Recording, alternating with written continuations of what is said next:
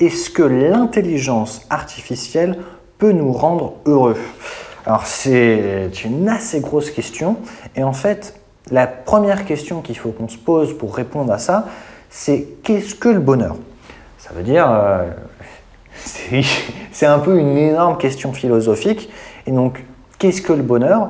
On va essayer de se le simplifier avec qu'est-ce que l'intelligence artificielle peut nous fournir qui nous donnerait plus de bonheur et je pense que pour ça on peut se simplifier tout ça à l'abondance d'opportunités, le choix des opportunités qu'on a dans nos vies. Parce que par exemple, quand tu regardes, il n'y a encore pas très longtemps, la majeure partie d'entre nous, 95, 97, 98% des gens, il y a encore 100, 200 ans, étaient obligés de travailler dans des champs. Et il y a encore des endroits dans le monde et des pays, il y en a même encore beaucoup, où les gens ils sont obligés comme ça de travailler dans les champs toute la journée et ils n'ont pas vraiment le choix de faire autre chose parce que sinon ils ne peuvent pas manger, ils crèvent de faim.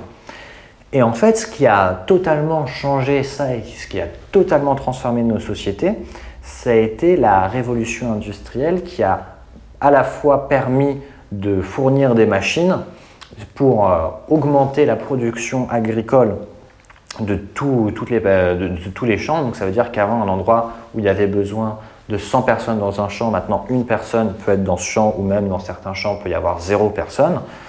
Et ensuite, la production de biens, mais ça c'est secondaire, a été fortement augmentée grâce à l'industrie. Et en fait, aujourd'hui, il y a beaucoup de gens qui voient ça comme mal et qui aimeraient un peu revenir aux racines de comment on fonctionnait il y a 100 à 200 ans. Mais en fait, ce fonctionnement qu'on a implémenté dans nos sociétés, c'est quelque chose qui nous permet d'avoir beaucoup plus de choix d'un point de vue individuel. Parce que avant, quand tu naissais, sauf si tu naissais dans la royauté et dans la noblesse, c'était pas compliqué, tu allais au champ. Et si tu avais de la chance, peut-être tu devenais un artisan et tu succédais tes parents dans une boutique. Il n'y avait que très très peu d'entrepreneurs et même s'il y en avait quelques-uns dès le début des civilisations, comme même avec Babylone, qui était l'une des premières grandes villes du monde, 3000 ans avant Jésus-Christ, il y avait des entrepreneurs et des gens qui prenaient leurs propres décisions, qui montaient leur propre commerce. La majeure partie des gens étaient soit esclaves, soit paysans, ce qui n'est pas… tu n'as pas énormément de choix.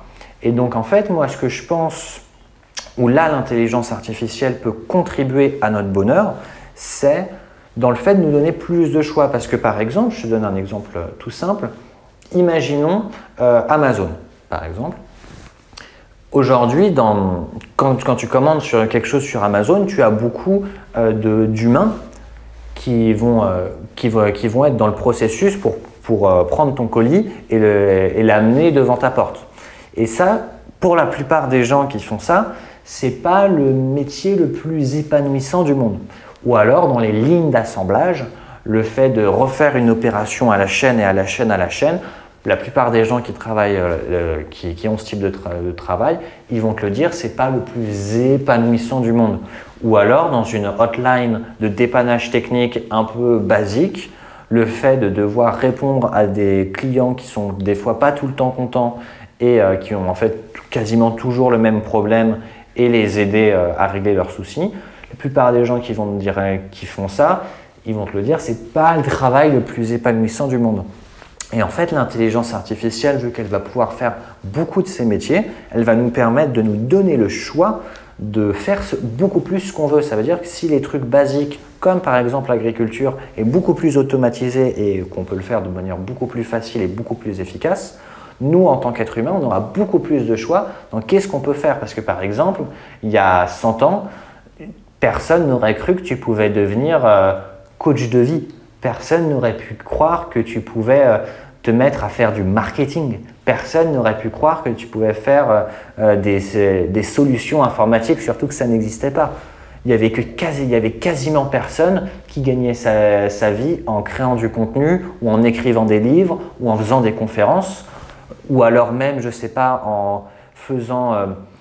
il n'y avait quasiment aucun psychologue, il y en avait quelques-uns, mais c'était surtout des moines. Et donc ils faisaient ça toute la journée. Mais en fait, grâce aux avancements technologiques qu'on a fait dans notre passé, Aujourd'hui, on a beaucoup plus de liberté et beaucoup plus de choix dans ce qu'on fait. Évidemment, pas partout. Si par exemple tu regardes la Sibérie, si tu regardes l'Afrique, si tu regardes beaucoup d'endroits en Asie du Sud-Est et en Asie encore non développée et également beaucoup en Moyen-Orient, il y a beaucoup d'endroits où encore il n'y a pas ce choix, mais il va arriver petit à petit. Mais grâce à ce choix, tu as beaucoup plus de possibilités de faire quelque chose qui t'épanouit personnellement et donc qui te rendra beaucoup plus heureux.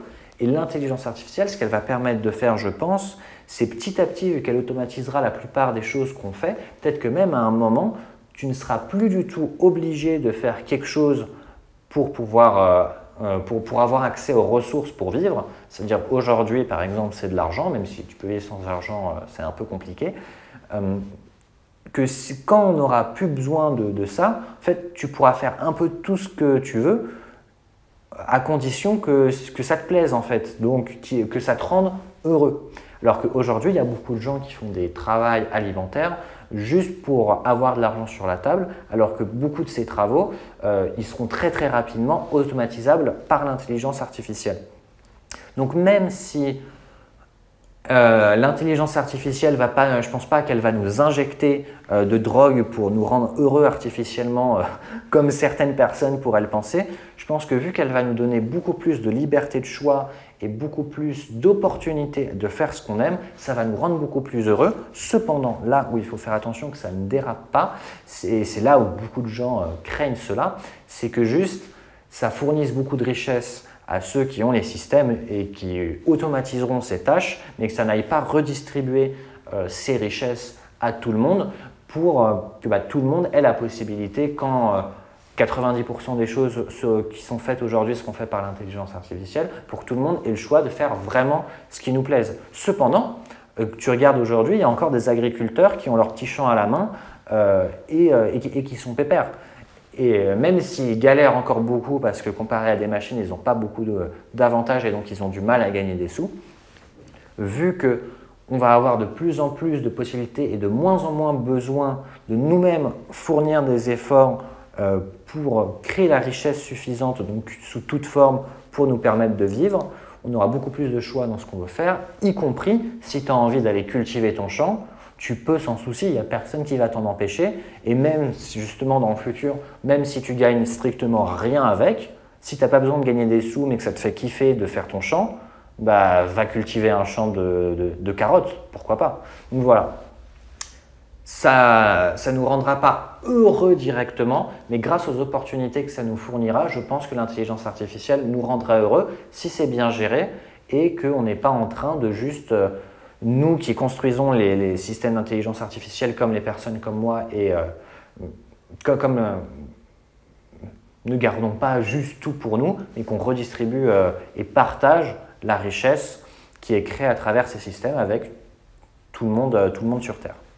J'espère que tu as apprécié cette réponse. Si tu veux, tu peux y mettre un pouce bleu et tu peux t'abonner à cette chaîne YouTube. Et si tu as envie de me poser des questions, tu peux aller dans les commentaires de cette vidéo YouTube ou sur les réseaux sociaux et utiliser le hashtag AskAboutAI. Je te retrouve dans le prochain Ask About AI.